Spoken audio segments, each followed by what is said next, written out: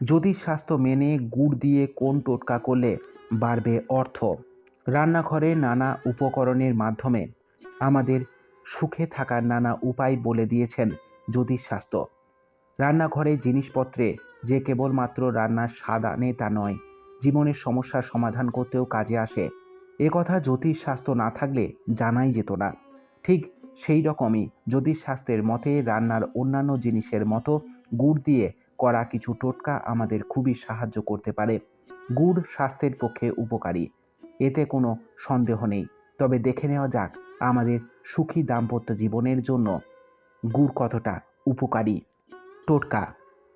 অনেক দিন ধরে ঋণে জর্জরিত, কিছুদিন ঋণের হাত থেকে মুক্তি পাচ্ছেন না, করুন এই টোটকা। একটি লাল কাপড়ের মধ্যে 7 টুকরো গোটা হলুদ এবং একটা ছোট হলুদের গুঁড়ো দিয়ে একসঙ্গে বেঁধে আপনার টাকা রাখার জায়গায় রেখে দিন। তারপর 21 দিন পরে সেই সমস্ত সামগ্রী জলে ভাসিয়ে দিন। এই ক্রিয়াটি বৃহস্পতিবার করতে হবে।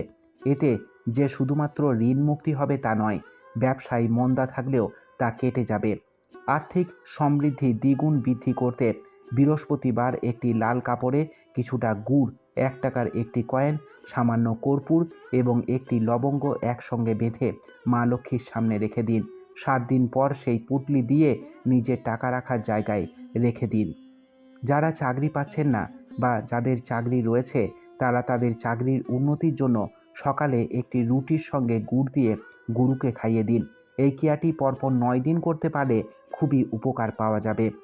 বিয়েতে বাধা কাটাতে আটার সঙ্গে কিছুটা গুড় ও ঘি দিয়ে একসঙ্গে মেখে কাঁচা অবস্থায় সাদা গরুকে খাওয়ান।